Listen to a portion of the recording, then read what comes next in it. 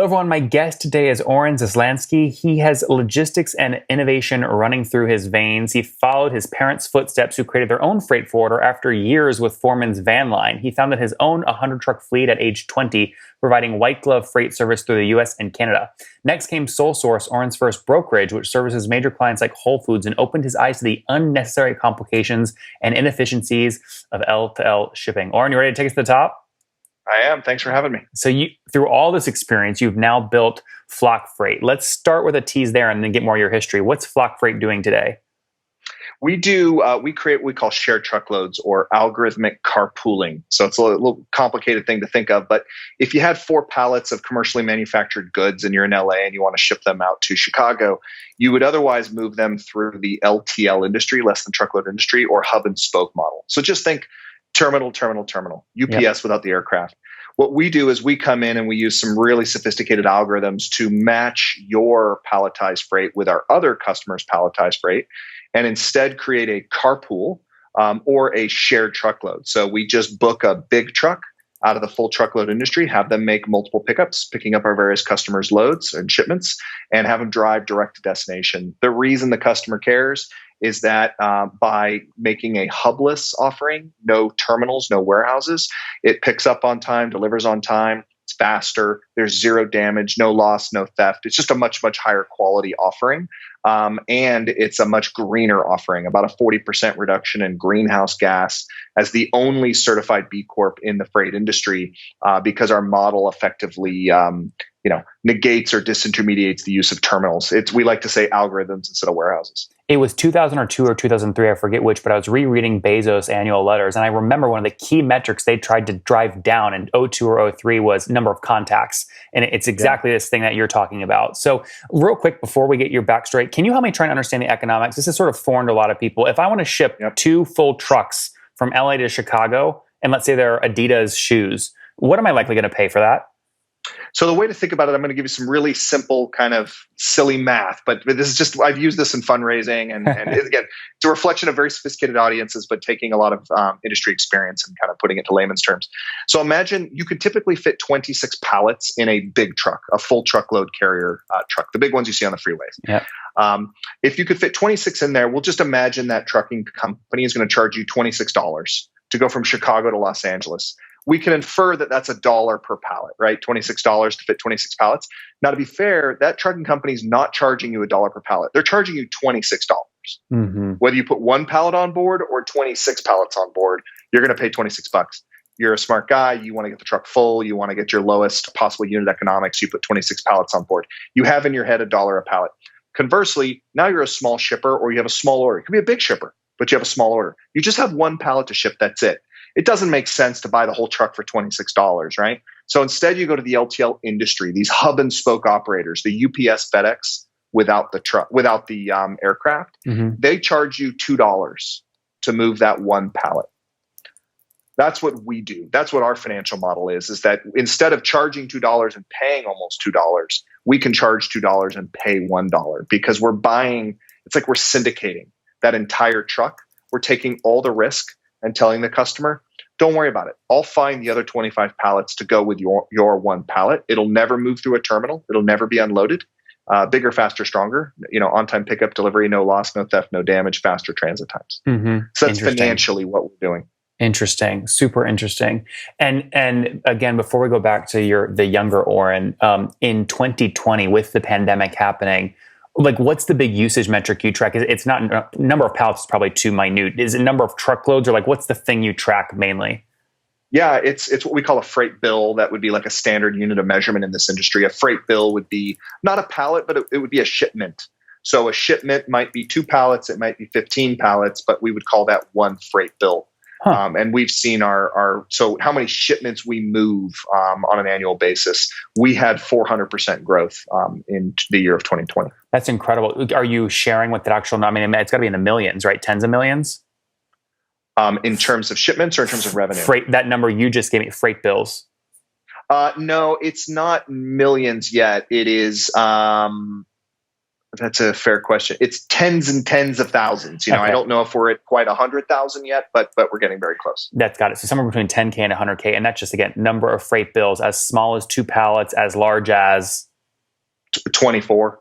You know, almost a full truck where we can still optimize and we can take that very big shipment and find a couple pallets, a small shipment, and put them together and ride share, create a shared truckload. And can you put a face on this? I mean, is this the Etsy e-commerce seller that needs to move like what is the face of the person that actually, you know? Yeah, we launched the business in the SMB, so small, medium businesses that were small. They had small quantities and they did not ship very often. It's a great playing ground to invent.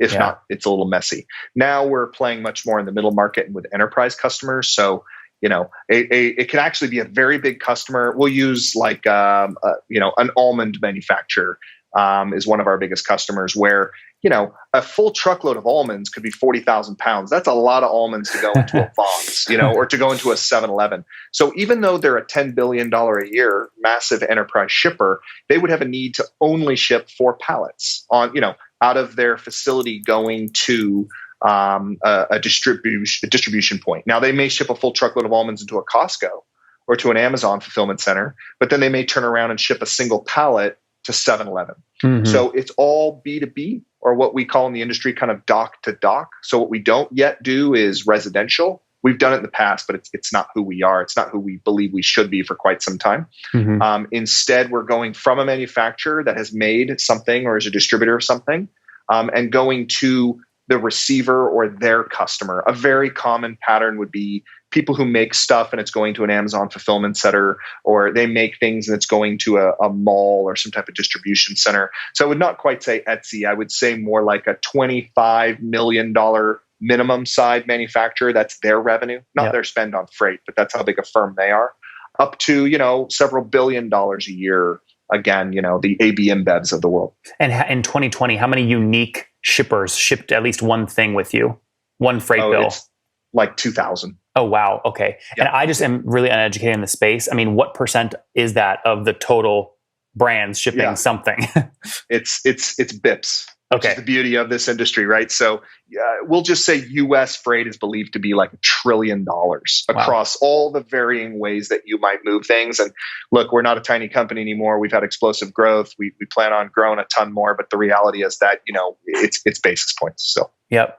How do you guarantee that you have the truck inventory if I believe LTL is paying the same as you are, but you're just doing it more efficiently? Like, how do you make sure you have enough trucks if there's a Christmas blip or something? Yeah, that's not just $1 billion question. That these days that's a $10 billion question. Yeah, $1 trillion question. It is really hard. So one of the hardest things, but I would say the most fun and the most interesting things that we do is we work in probabilities. So we have a lot of applied data science and machine learning environments here where we are constantly ingesting as much data as we can. From third-party data lakes, so data sources where you could build an integration with, and you bring in the like, what's the spot market doing? What's tender rejection, meaning freight that's not getting picked up. You know, if there's freight not getting picked up, you can infer there's probably not a truck in that market to pick up that freight. Yep. Furthermore, we shape that with our own internal analytics, our own team of people talking to the world. And then lastly, working in probabilities. What's your belief that that truck's going to be available? And not only available in a binary, non-binary way. It's yes, it's available. No, it's not. But also, if it's available, what's it going to cost? Mm-hmm. You know, it's a spot market. So it may be a low price today. It may be a high price tomorrow. And then to really blow this thing up. Wait, I don't understand that. What varies in price? The dollar per 26 pallets could go up or down? Yeah, the cost of contracting that entire truck. He may charge you $1,000 today. It may be $900 tomorrow. It could be $1,200 the day after that, especially around the holiday time. So the context of your question, given holiday, you're right? Demand is surging right now. Supply is kind of fixed, right? This is not a gig economy the way we see with like Uber and Lyft in rideshare or DoorDash or Instacart. Those are gig economies whereby, in theory, supply can flex with demand. In our space, you're a commercial truck driver driving a $100,000 tractor trailer full time. You're drug and alcohol tested. You know, this is what you do. It's not a side hustle. Like you were either a truck driver or you're not a truck driver. So supply is changing. Don't get me wrong, but it's relatively static. Demand is porpoising like crazy, whether it's COVID or holiday time. So that's where the data and the analytics and the data science and trying to predict what the future is going to look like, all the way through to, in our case, not just can we get a truck or not, and not just how much is that truck going to cost, but what is the probability that we'll have many different customers' freight bills or shipments that are going to Tetris fit together into that truck and at what varying costs. I mean, that's honestly, I think, the number one reason why SoftBank made the investment as they did is they looked at the hard science, the algorithms, the mathematicians, the data scientists that we employ to not just predict a future of is there a truck or not, but to slice those trucks into little bits and pieces and then try to determine, can you see the future? Mm-hmm. And in our case, with all the data that we're building, and every shipment we move becomes a data point. What's total team size, Oren, today, and how many of them are data scientists or engineers? We're about 130 W-2s, basically here in San Diego. We do have a few people scattered throughout the U.S., particularly over COVID. We've been pretty agnostic to that. We just want great talent. And then engineering, mathematicians, which we'll call part of the optimization group, data scientists, analysts, analytics. That represents about half the payroll. Oh, wow. Okay, so call it 65 people there. Do you have any quota-carrying sales reps? Oh, yeah. Oh, how many? She's 30, 35. Interesting. And they're selling to like the head of shipping in these massive billion-dollar brands. Yes, and they're selling to a manager of shipping at a $50 million manufacturer that you and I may have never heard of, and they make tables, they make chairs, and they have a need for our services as well. And with all these operations sort of coming together, do you know? It's obviously, it's definitely maybe the millions, tens of millions. How many individual pallets you shipped in 2020? Do you know that number? If I were to make a guess, I'd say if we're getting close to 100,000 shipments for the year, you could say that times maybe 5, so maybe 500,000 pallets shipped. Wow. This is back of the napkin, right? I'm in the ballpark. Yeah, no. That's what I wanted. I would be shocked if you knew the exact number down to the actual pallet, and that's obviously changing by the day.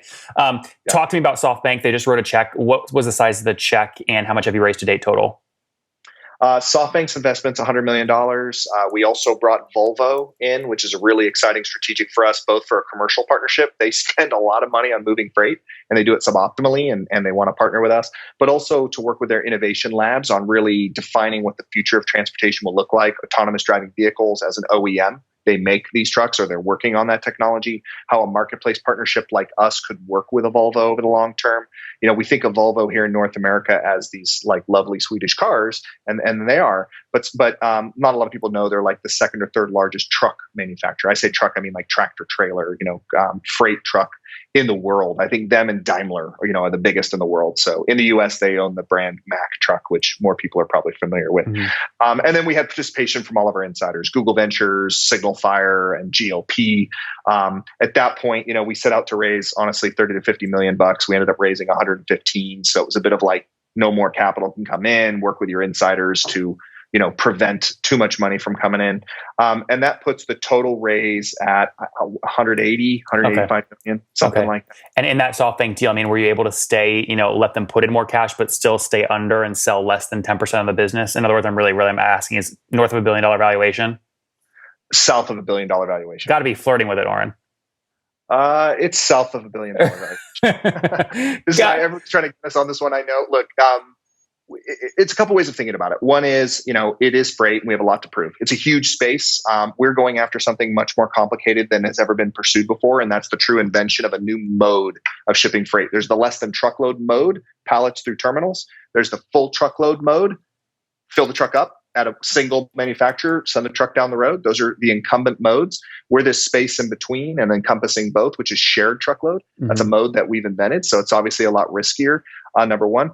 Number two is, you don't hear a lot of founders say this. You got to be careful with valuations. That becomes a market clearing price that you got to get over the next time. And nobody wants to get over it by, 1 or 2%, right? We want to be like doubling, tripling, quadrupling on these share prices round over round. And as you start talking about billions, which is certainly the ether, that we're playing around in, you also have to start thinking about what exits look like. In my case, I want to go into the public markets. I want to do an IPO, I want to do the roadshow, the whole thing. That's, ring the bell on the NASDAQ. Yep. It's just something I'm really excited about doing. And so you want to make sure that you're going to create, real long-term shareholder value as well. That is accretive to your insiders as well as to that next set of investors. Is charging these 2,000 customers $2 per pallet and then you buying the pallet for $1 each and then optimizing your only revenue stream, or are there other ways you make money? No, that's it. That's what we do. Okay, I'm missing something like very obvious here, so I'm just going to ask it directly. If you're shipping 500,000 pallets per year, charging two, that puts you like at $1 million in revenue per year. There's no way you're doing $1 million in revenue per year. We're doing many times more than that. So the $2 versus $1 is just meant to be a simple metaphor whereby to understand this arbitrage. Got it. You can imagine though, if I sell at $2 and I buy at $1, buy low, sell high, right? Yeah. Like the real estate guys tell us, then we have for freight like 50% margin potential. In an industry that supports like 10 to 12. Yeah. So we have many times higher margin potential than anybody ever in freight before because of this financial arbitrage that gets unlocked. We have not publicly disclosed as of yet revenue, but I can tell you we are many orders of magnitude higher than, than a couple $1 million. That's I'm missing something very obvious here, and it's the obvious thing. You gave a metaphor. Renting out a whole shipment, a truck, it costs way more than $26 for the truck. Yeah, I apologize. In real dollars, it'd be like $3,000, $4,000 to run that lane. And if it's $4,000, I could charge $8,000. It was the 2 to 1 that I was hoping to highlight. Yeah. Okay, got it. But generally, like a truck like that, LA to Chicago, it's like $4,000, something like that. In today's market, yeah. Okay, interesting. I want to talk Volvo real quick because this is going to go back to your roots in terms of you maybe buying your first truck, running those first routes back when you were younger. At some point, it makes sense for you to start, if you're not already, holding cars, maybe autonomous trucks on your balance sheet, maybe from Volvo, by the way. What is the tipping point where that starts to make sense? It's a good question. Look, I've told people, whether it's media or colleagues or people on the team, I don't personally think we're going to see another parcel carrier. Parcel would be like FedEx, UPS, start ground up like ever. I think what we'll see is Amazon come in and build the largest parcel carrier in the world, sort of from the side door or top down, depending on how you want to think about the metaphor. We're seeing Amazon become the world's most vertically integrated firm, which is not to say they don't use a tremendous amount of contract support, top to bottom. They do. But they're operating their own aircraft, they're operating their own trucks, their own warehouses. At some point, it's interesting. Amazon, tech company. They absolutely are a tech company. The data insights they have, they know what you and I are going to eat 3 days from now. They do. It's the world's largest machine learning environment, as best I could tell. That being said, they're a logistics company, and they're going to be one of the largest logistics companies, if not the largest in the world, no matter what. How do I think about that? I want to stay tech as long as we can. I don't see a world in which we start operating warehouses and terminals. That would be antithetical to our very model. We are the contactless. we don't want to touch the stuff. I could imagine a future state, whether it's a partner like a Volvo or in some other way, shape, or form, where with autonomous driving vehicles, we want to be pretty closely snugged in. We love AV, autonomous vehicles. Like oh my, is this an enabler for us in a very big way? That being said, with all due respect to our capital partner and all those fine folks out there working on it, it's not going to happen in this decade in a meaningful way. We'll see the middle mile, which is, like running down the freeway. We'll see robots. Yep. That being said, there'll be humans who are being paid to still be on board those trucks for many, many years. But to get to a future state where what we call the first mile and last mile, that's backing out of a dock. Now, picture your neighborhood or commercial district and ultimately getting onto the freeway. And then the last mile is that process in reverse. Getting off a highway exit, navigating through urban, rural environments, backing into, you can picture what this would look like. I think that is a long way out. That being said, when, not if. Yep. There's a regulatory problem as well. Interesting. Yeah, interesting. Quickly, before we wrap up here, you launched the company what year? Commercial launch, kind of official first round, hire our first employees, January of 2016. It was a 1.5-year project side hustle for me prior to that. Mm-hmm. How much revenue did you do in year one? Do you remember? Yeah, well, run rate revenue in year one, I think we went out at about a 2 million run rate and 2.5 million run rate of revenue, and we were pretty darn proud of that. You should be really proud of that. And then last growth question, you mentioned freight bill growth year over year, 2019 and 2020 was 400%. Is that the same? That's revenue growth is the same, about 400% or lower? Yeah. No, it scales pretty. Wow, that's correlated. I imagine you have some serious scale. Growing at your scale at 400% year over year, it doesn't surprise me. SoftBank comes and says, "Please, Oren, please let us put in 100 million." It went well. Anything else I haven't asked about that you're like, why hasn't he asked about this? It's critical to our business. No, I'd say, we are really proud and passionate about being the only certified B Corp in freight. So, we have an opportunity here kind of from a social entrepreneurism angle to create significant market value, real returns for our investors and ultimately in the public markets and have a real market cap. We want to build both the largest freight company in the world and the most profitable freight company in the world. We want to do both of those things. The scale will come before the profit, but we intend to do both while we simultaneously help do our part to save the world. Yep. We believe passionately there can be a 40% reduction in greenhouse gas through our model, so much so that we're on the precipice of being able to launch actual carbon credits to our customer for buying from us because the model is so much more efficient. You're actually kind of getting the first word on that externally, that we're in the process of bringing that to market right now. The outside world doesn't know it yet, but we've got a certifying entity of like actual carbon credits, not some white labeled, off market product, but like, Tesla carbon credit, so to speak, to Toyota. Of bringing that to market now because the certification entities are looking at what we're doing and saying, man, that is no joke. That is so much more efficient. And of course, we believe that it's an awesome opportunity to drive additional acquisition, retention, but to further drive our purpose of saying, we think we can build a very viable asset while at the same time helping to do our part to save the world. Oh, an incredible story. Let's wrap up with the famous 5 quick answers here. Number 1, favorite business book? 5 Dysfunctions of the Team. Number 2 is, it's a good one. Yeah. Number 2, is there a CEO you're following or studying? Bezos constantly. Are you in acquisition talks right now with Amazon? No. Okay. Number 3, that's good. Straight face. You like how I sneaked that in like that? That was pretty good, right? I'm under so many non-disclosures right now. I can't remember how many. What you got with no. All right, good. Number 3, what's your favorite online tool for building the business? Oof. Online tool for building the business. God, we live on Slack. It's just horrifying, but we couldn't live without it. Number 4, how many hours of sleep you get every night? 6. It's pretty good. And situation, married, single, kiddos? Married, 2 kids, 8 and 14. Wow. And how old are you? 46. Take us home. What do you wish you knew when you were 20? What did I want to do when I was 20? Something you wish you knew when you were 20. Oh, wish I knew. Man, I wish I knew that I was going to make all the mistakes I've made, but to not be so hard on myself for making them and to realize that each one is a little gift that's going to ultimately make me better. Guys, FlockFreight.com. Think of it like pooled trucking, a lot of logistics, over 65 data scientists, engineers on the team of 130. When 50% of your folks are made up with that kind of background, there's some serious tech there. They've raised $180 million to date, serve over 2,000 customers. Their freight bill growth year over year has been over 400%. Revenue growth is also in that same category as they look to continue to scale with things like eco credits, do a great part and do their job in the world, but also do it profitably over time as they reach additional scale. Oren, thank you for taking us to the top. Thanks for having me.